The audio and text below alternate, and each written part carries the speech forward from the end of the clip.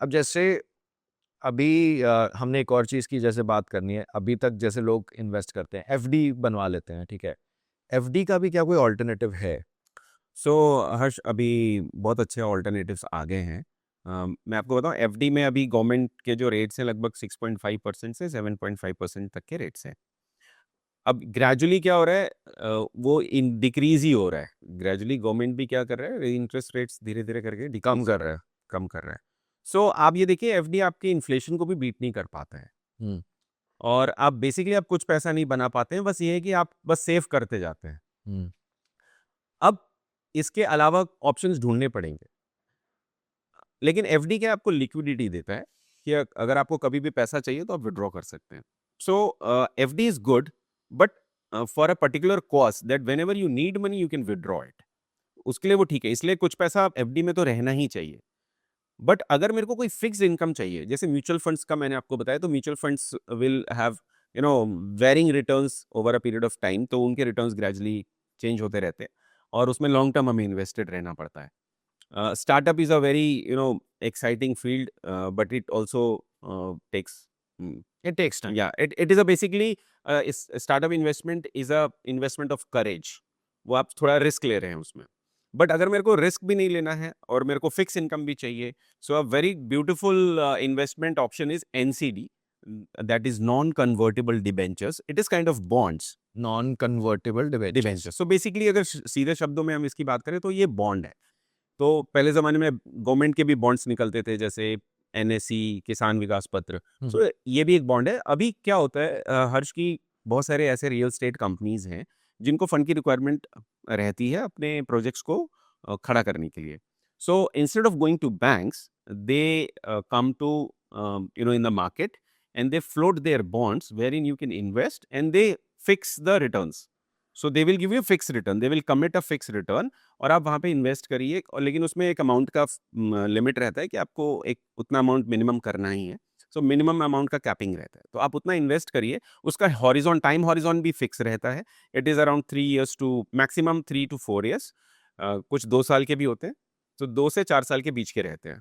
और उसमें interest rate fix रहता है and interest rates are very good, which can go up to 12-13%, जो आपको बहुत अच्छा माना जाएगा मार्केट में।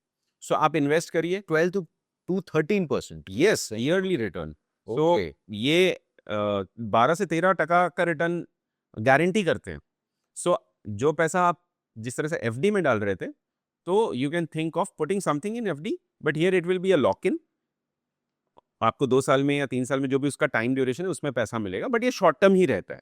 So mutual fund long long term के लिए हो गया, स्टार्टअप भी लॉन्ग टर्म के लिए हो गया। ये सारे लॉन्ग टर्म एवेन्यूज हैं, बट यहाँ आप शॉर्ट टर्म के लिए कर सकते हैं and you can have fix return. So इसमें क्या होता है कि आपको क्वार्टरली या मंथली आपको पे बैक आता रहता है। ओके और मैं मतलब एग्जांपल देता हूँ, जैसे इसमें अगर 10 लाख का एक लिमिट है, तो आप 10 लाख अमाउंट इन्वेस्ट करिए और 2 साल का उसका पेमेंट शेड्यूल आपको मिल जाएगा, if it is for 2 years. And every quarter और every month as per their plan, you will they will hit the amount in your bank account, so you will be getting back by the end of second year. You will get your principal amount as well as the interest amount, interest amount. amounting to 12% in overall.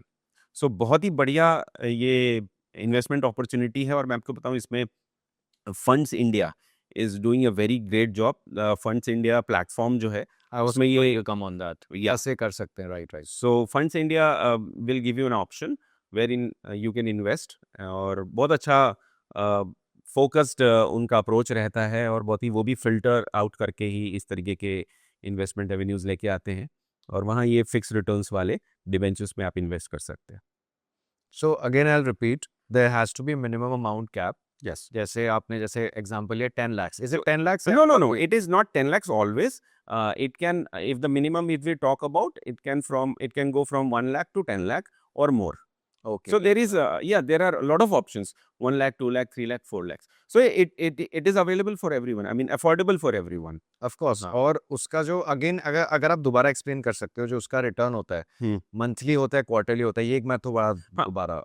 इसमें क्या होता है, हर्ष, की ये fix पहले ही हो जाता है। जब भी ये एनसीडी बॉन्ड जब भी लॉन्च होता है, तो उसमें वो लोग फिक्स कर देते हैं कि क्वार्टरली रिटर्न मिलेगा या मंथली मिलेगा। So it is as per their plan, but in most of the cases it is quarterly. तो यानी हर 3 महीने पे आपको आपका पैसा वापस आता रहेगा। यानी आपको जो पेमेंट प्लान मिलेगा उसके हिसाब से आपको पैसा आपके बैंक अकाउंट में आ जाएगा। अगर आपने 10 लाख रुपए डाले हैं और अगर आपको हर क्वार्टर में 30,000 अगर कमिटेड है, तो वो 30,000 आपके बैंक अकाउंट में आ जाएगा। ये ईएमआई का रिवर्स हो गया है साहब। एग्ज़ैक्टली हर्ष, हम जो ईएमआई पे करते हैं बैंक्स को, वो वही तो करते हैं ना। तो वही सेम है, बट यहाँ पे हम लोन दे रहे हैं। Yes, so you can imagine कि जो काम बैंक हमसे करता था, अब हम कर रहे हैं। सो कितना बढ़िया ऑप्शन है। Right, right. अब बैंक हमको लोन देता है 12% पे, और हम वही 12% पे अब हम बैंक की तरह कमा सकते हैं। We can earn interest. Reverse ही हो गया एक हिसाब से। एग्ज़ैक्टली रिवर्स है ये। राइट। वहाँ पे हमारा मंथली पे आउट रहता है जब हम लोन लेते हैं, तो हमें बैंक को मंथली देना है, बट यहाँ पे कि क्वार्टरली रहता है, बट हार्डली इट मिक्स। अब व्हाट हैपेंस, ये जो पैसा मुझे 12% के हिसाब से मिला, तो मैं वो जो मेरा इंटरेस्ट अमाउंट मुझे मिला, मैं उसको भी इन्वेस्ट कर सकता हूँ ना कहीं पे। Right. Again I can go for anything, RD, FD, mutual funds, SIPs. So it is a very beautiful thing wherein you make money, again you reinvest it. So, you know, good option. very nice, yeah. सो अभी जैसे हमने जितने भी options discuss किए, अब person to person depend करता है age group wise. अब जैसे अभी तो of course even if I talk about this particular conversation, सुनने वाले का एज ग्रुप हो सकता है, कैटेगरी हो सकता है, कोई वर्किंग प्रोफेशनल है, कोई एंटरप्रेन्योर है, कोई स्टूडेंट है। Yes. तो अल्टीमेट जो डिसीजन मेकिंग होता है कि कहाँ इन्वेस्ट करना है, सोलर हो गया एक ऑप्शन जो आपने जिक्र किया था, हॉलीडे होम्स हो गया, और इसके अलावा स्टार्टअप इक्विटी। अब ये एक डिसीजन मेकिंग जो है, किसके पास कितना पैसा और कहाँ डालना चाहिए, how to segregate it, like जो भी सुन रहा है इस एपिसोड को, Yes.